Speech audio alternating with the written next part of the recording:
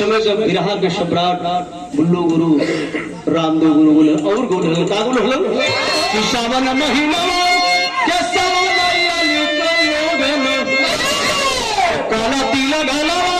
के गोरैया काला घाला रस रस झूलली झूला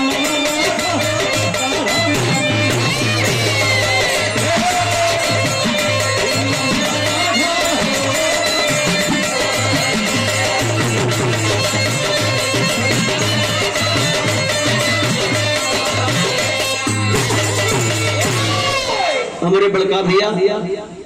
परम आदरणीय आप सेवा शर्त मंजूर हो लेकिन सुनो काम करे कोई व्यवस्था देवे कोई व्यवस्था राजा के यहाँ लोरी लेकिन वो व्यवस्था राजा खुद समझ नहीं पाया था लोरी खर मुरली होगा उड़न बाजक हो उड़न बाजक हो चाहे लोरी खरा मावला कहा दुश्मन का अरे दुश्मन का तोड़ा देव घुमाना राजा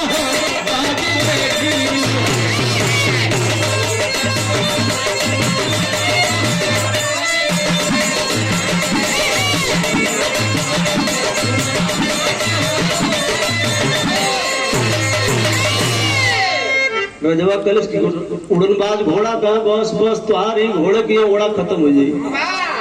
कौन घोड़ा है बाबू जो बात तो समझता था जो इशारे से उड़ता था नाम का हो आप लोग जानत हुआ नाम का हो घोड़ा का मंगरा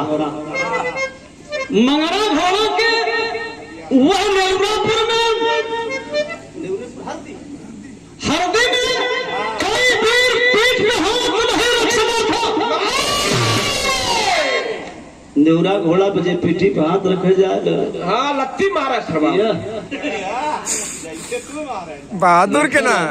बहादुर के ना ओके राजा अपने पूरे राजधानी के लोगों के बचावे बदे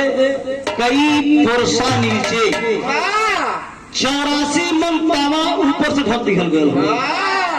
माने के उठा ही नहीं पाई और क्यों को छोड़ दो मगरा घोड़ा भी नहीं उठा पावे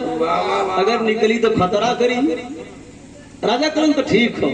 पहले तो जा करण के कुछ दुनिया भरे के घोड़सवारी में जा घोड़ा हो जोने पे हाथ रखे ही नाय लगे सारे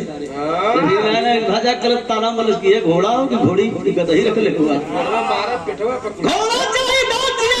घोड़ी ना चाहिए तब बतौलन कि तब जा तो हर जिंदगी ये आवाज गायब गैल हो ए बाबू कहल गेलियो कि लोहा से लोहा टकराला तो चिंगारी आवेले वीर को पशु भी पहचानते हैं एक ठो रोटी खिया तो भैंसी के बिहान से जब जाए लगो तो ओए ओए करे लगी पशु दूध बढ़ा दे हां भाई अपन आसन बुझा उड़नबाज घोड़ा चाहिए लोरी को तावेल